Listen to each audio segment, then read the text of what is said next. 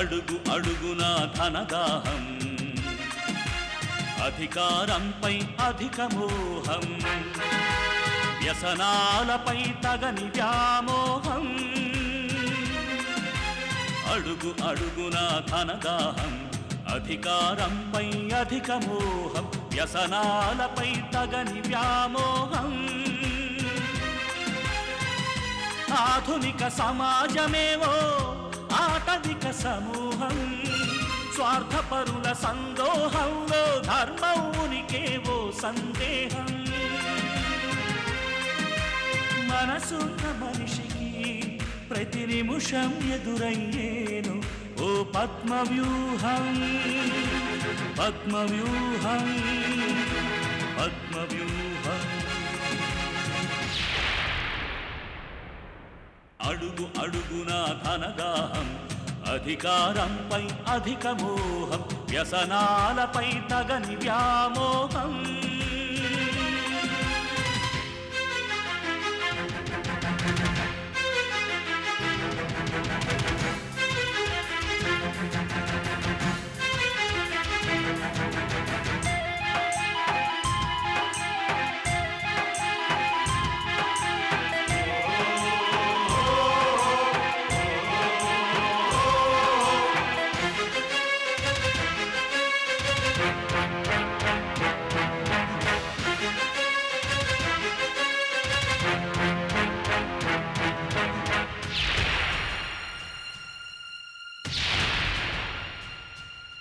ప్రతి కదలిక వెనుక ఓ లాభానికై చింత, అవసరం లేకుంటే అరక్షణమైన నిలువరు నీ చెంత.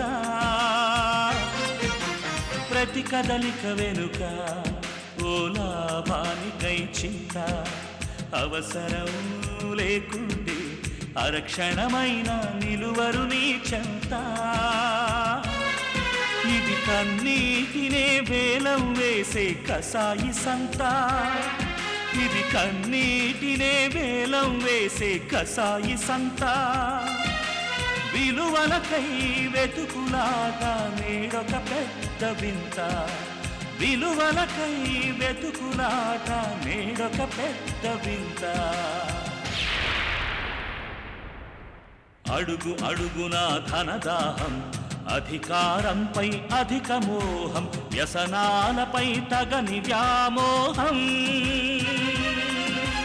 పద్మవ్యూహం, పద్మవ్యూహం, పద్మవ్యూహం.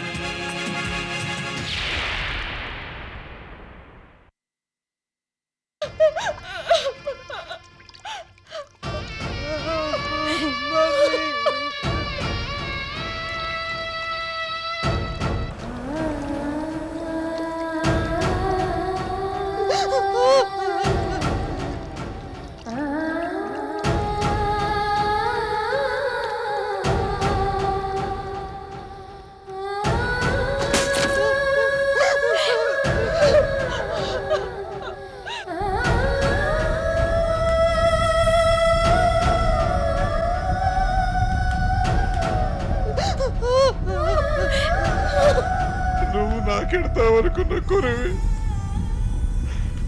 నానే నీకెడుతున్నా శివ, నానే నీకెడుతున్నా, నానే నీకెడుతున్నా శివ.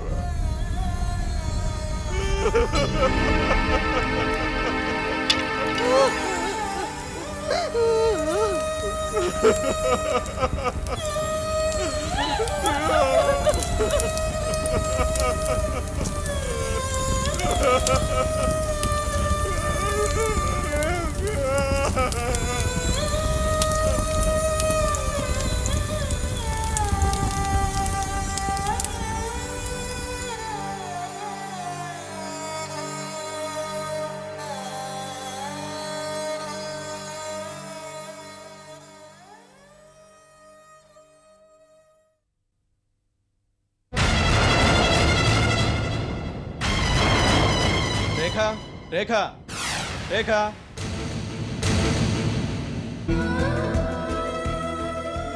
శివ, నువ్వు బతికే ఉన్నావా? నాకేటైంది? యాక్సిడెంట్, పోస్ట్ మార్టం, తాతయ్య నీకు తలకొరివి పెట్టడం.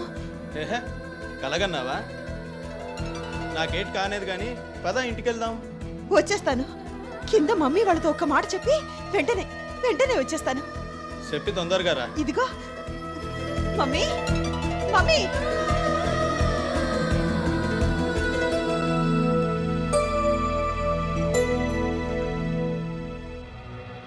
విద్యా గాడిది గుడ్డ. అసలు దీనంతటికీ కారకులు ఎవరో నాకు బాగా తెలుసు. రేఖ నుదుటి మీద దేవుడు రాసింది కాదు ఇది. ఇది రాసింది ఎవరో అందరికీ తెలుసు. నువ్వు ఉండు ఆదర్శ్, ఊరుకో. అది కాదక్క. Mummy, mummy. గౌరీ, గౌరీ. ఏంటమ్మా, ఏంటి? శివ మమ్మీ, శివ వచ్చాడు.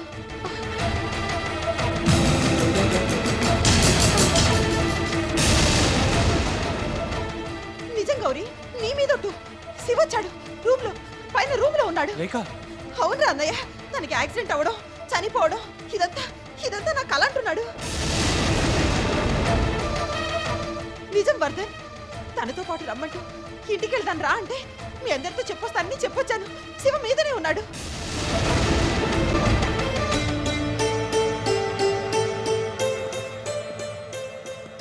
అమ్మా రేఖ, ఏంటి నువ్వు చెప్పేది?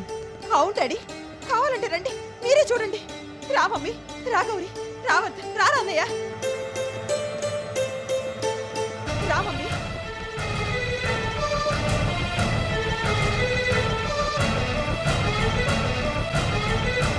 శివ, శివ.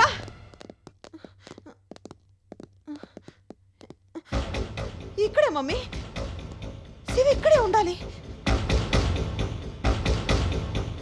లేడంటే ఎక్కడికి వెళ్ళినట్టు? రేఖ, నిజం మమ్మీ, శివ వచ్చాడు. ఒట్టు గౌరీ, నీ మీద ఒట్టు. చూశాను డాడీ, శివన్ నేను చూశాను. నిజం వర్ధన్, నేను అబద్ధం ఆడటం లేదు. అవును అన్నయ్య, శివ ఇక్కడికి వచ్చాడు. ఇక్కడికి శివ వచ్చాడు.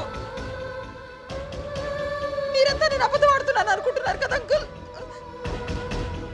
కాదు అంకుల్, కాదు. నిజం అంకుల్, నిజం. ఇక్కడికి శివ వచ్చాడు. శివ ఇక్కడికి వచ్చాడు. వచ్చాడు వచ్చాడు వచ్చాడు. రేఖ, రేఖ, రేఖ.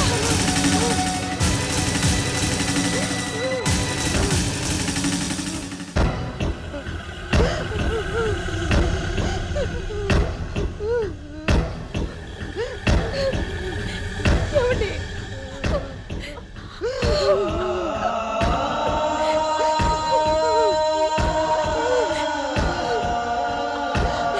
రేఖ,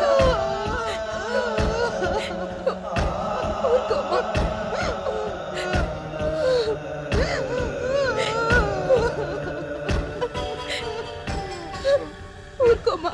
ఊరుకోమ్మా.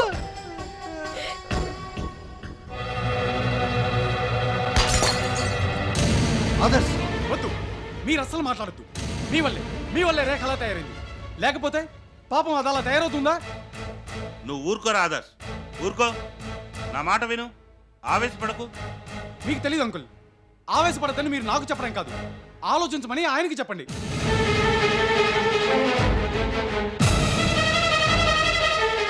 తాళి కట్టిన భర్త దగ్గరికి భార్యగా అతను వెళ్తానంటే మధ్యలో అడ్డుకోవడానికి ఈయనెవరండి? ఈయన అడ్డుకోబట్టే కదా ఇదంతా జరిగింది. చచ్చిన శివని ఈయన తీసుకొస్తాడా? తీసుకురాలేడు. అలాగే పిచ్చెక్కిపోతున్న రేఖని ఈయన ఓదార్చగలడా? ఓదార్చలేడు. చాతకాని వాడికి షరతులు ఎందుకని అల్లుడు ఇల్లరికం రావాలట. ఇల్లరికం వచ్చాడుగా. ఊరుకో ఆదర్శ్, ఊరుకో. ఎంతైనా తండ్రి ఆయన, తండ్రిని పట్టుకుని. మీరు ఊరుకోండి వర్ధన్ గారు, ఇందులో మీరు కల్పించుకోవద్దు. అది కాదు ఆదర్శ్, పెద్దవాడు. ప్లీజ్. పిల్లలు అడిగితే ప్రేమగా పెట్టే తండ్రిని చూశాను కానీ తిట్టే తండ్రిని నిన్నే చూశాను. పాపం రేఖ ఏమడిగింది నిన్ను? నా భర్త దగ్గరికి వెళ్తాను డాడీ అంది. అడిగినందుకు తిట్టి గదిలో పెట్టి తాళాలేస్తావా? వేసి ఏం సాధించావు? విధవం చేసావు. ఇప్పుడు పెట్టు దాని గదిలో సరిపోతుంది. నువ్వు నీ పెద్దరికం, చిచి, నీ మొహం చూడాలంటేనే అసహ్యం వేస్తోంది. ఏంట్రా, ఏంటి నీ గోలేంటి? ఏమైంది వర్ధన్? పాపం రేఖలా అయిపోయిందని బాధపడుతున్నాడు ఆంటీ. ఆ, ఇదంతా ఏంటయ్యా? ఏం లేదంటీ, అది ఇది నేనే పగలగొట్టాను. తండ్రి అయినా ఆయన ఏం చేయలేక ఇది నేనే చేశాను. నీకు సంగతి తెలుసా మమ్మీ? శివ చచ్చిపోలేదు. ఈయన శివన్ చంపాడు.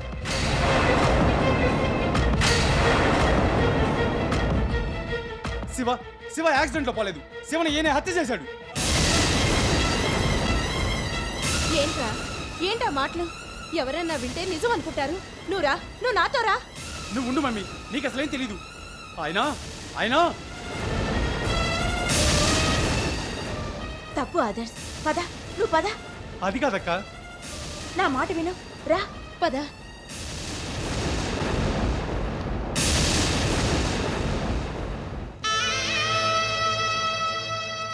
పట్టించుకోకండి అంకుల్, ఏదో ఆవేశంలో. లేకపోతే ఆదర్శ్ మంచివాడే. కూర్చోండి అంకుల్, కూర్చోండి. అవునరా, రా కూర్చో.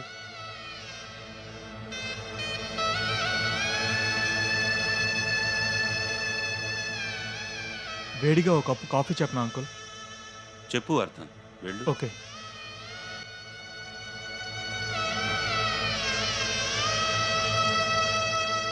ఊరుకోరా కృష్ణ, ఊరుకో. అయిందేదో అయిపోయింది, ఊరుకోరా.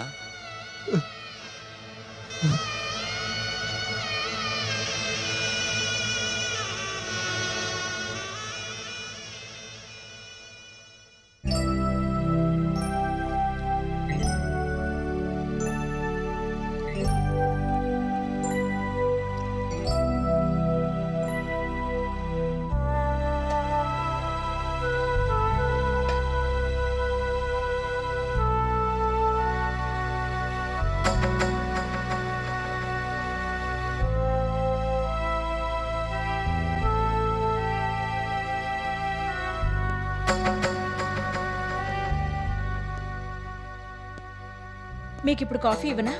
ఇవ్వు.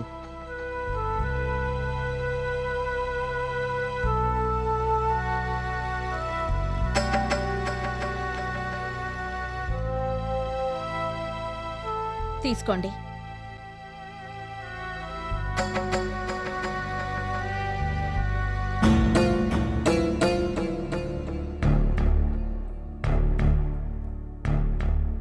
ఏంటి ఇంకా ఇవాళ కూడా నువ్వు ఇక్కడే ఉందా అనుకుంటున్నావా? లేదు, వెళ్ళిపోతాను. ఎక్కడికి వెళ్తావు? అదే అర్థం కాకుండా ఉంది. తాత దగ్గరికి వెళ్ళాలో తెలీదు, చంటి వాళ్ళ ఇంటికి వెళ్ళాలో తెలీదు. తాత దగ్గరికి వెళ్తే చంటి వాళ్ళ నాన్నగారికి ఏం చెప్పాలో ఏమిటో తెలియకుండా ఉంది. చంటి వాళ్ళ ఇంటికి వెళ్తే నూకరాజ్ తాతని ఇప్పుడు కూడా ఇంకా పట్టించుకొని దాన్ని అవుతాను. నాకంతా అయోమయంగా ఉంది. ఓ పని చెయ్యి, చెప్పండి. నువ్వు చంటి వాళ్ళ ఇంటికే వెళ్ళిపో. పాపం తాత, తననెవరు చూస్తారు? ఇప్పుడు చూస్తున్న వాళ్ళే చూస్తారు. ఆ రాజు కాశీ చూస్తున్నారు కదా, వాళ్ళే చూస్తారు. కరెక్ట్ టైం చూసుకుని మీ తాత దగ్గరికి నువ్వు వచ్చేద్దు కానీ. అంతే చేయాలి. లంచ్ అవగానే నేను బయలుదేరుతున్నాను. నాతో పాటు నువ్వు బయలుదేరు. చావింట్లో వెళ్ళొస్తానని చెప్పకూడదు, గుర్తుపెట్టుకో. సరే. నేను అంకుల్ వాళ్ళ దగ్గర ఉంటాను. ఉమ్.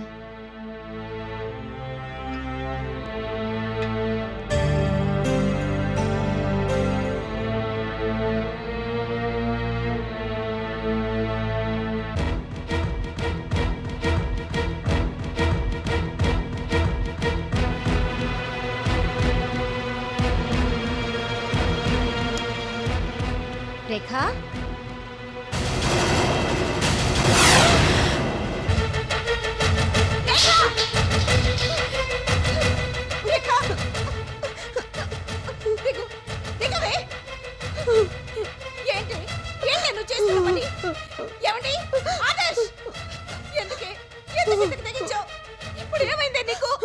నాకు బతకాల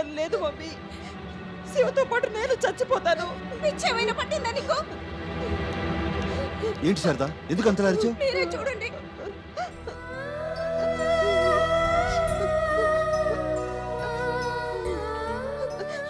శివతో పాటుగా తను చచ్చిపోతుందట, ఊరి పోసుకుంటోంది.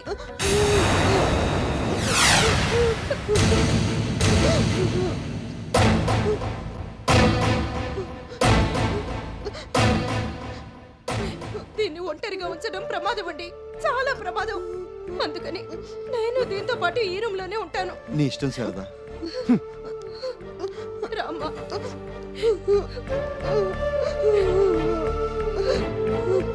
ఊరుకోవే, ఊరుకో. ఎంతకని ఏడుస్తావు? ఊరుకోమ్మా, ఊరుకో. ఏమండి?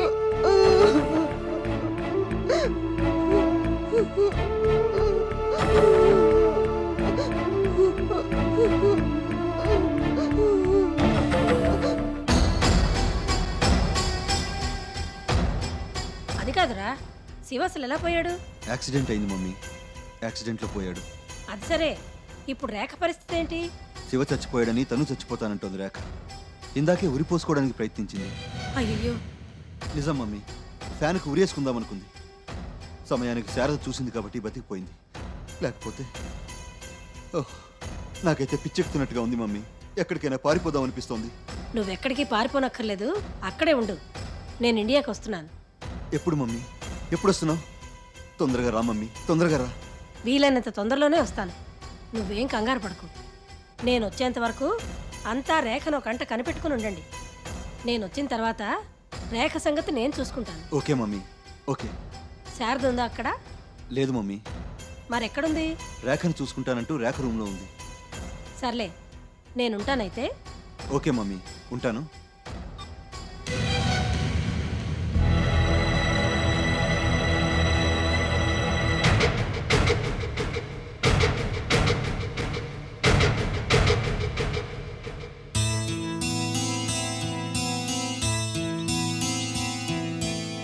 అమ్మమ్మమ్మమ్మ, తట్టుకోలేకపోయాను తల్లి.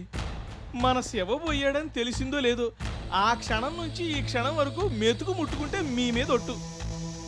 అన్నం కూడా సహించట్లేదనుకో. నా పరిస్థితి అంతేనమ్మా. 3 రోజులుగా గొంతులోకి మంచినీళ్లు తప్ప మరొకటి దిగట్లేదమ్మా. అసలు అసలు శివ ఎలా చచ్చిపోయాడు తల్లి?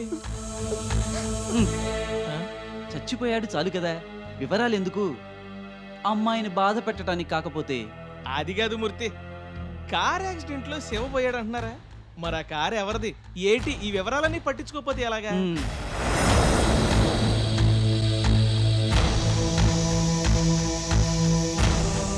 పట్టించుకుని మాత్రం ఇప్పుడు ఏం చేస్తాం? సైడ్ ట్రాక్ వద్దు నారాయణ గారు, విషయంలోకి రండి. అసలు ఇప్పుడు మనం ఇక్కడికి ఎందుకు వచ్చాం? అమ్మాయి గారిని పరామర్శించడానికి. ఆ పని చూసుకోకుండా ఇవన్నీ ఎందుకండి? నిజమే నిజమే, పాపం రేఖమ్మ గారికి చాలా పెద్ద కష్టం వచ్చి పడింది. అదే కదా నా బాధ. ఏడవకమ్మా ఏడవకు, నువ్వేడిస్తే నాకేడుపు వస్తుంది.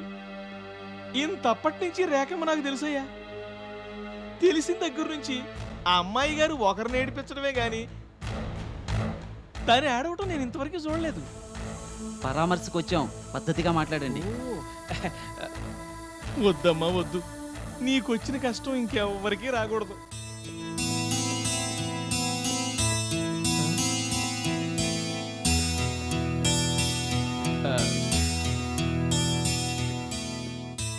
నమస్తే సార్.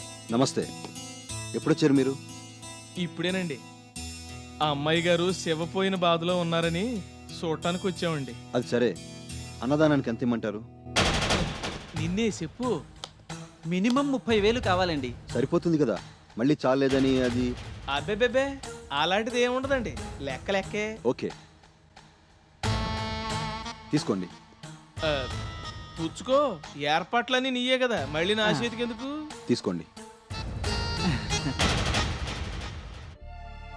శివ పేరు మీద జరిగే ఈ అన్నదానానికి ఎంతమంది వస్తే అంతమందికి అన్నం లేదనకుండా కడుపు నిండా పెట్టండి. కావాలంటే మరో 10,000 ఎక్స్ట్రా ఇస్తాను. మంచి మాట అన్నారు. అబ్బే అక్కర్లేదండి, అంతగా అవసరమైతే అప్పుడే చూసుకుందాం. సరే, వెళ్ళిరండి. వెళ్ళొస్తామమ్మా. వస్తాం సార్. ఉమ్. డాడీ మీరెంత మంచివారు డాడీ, ఎంత మంచివారు. పిచ్చి పిల్ల.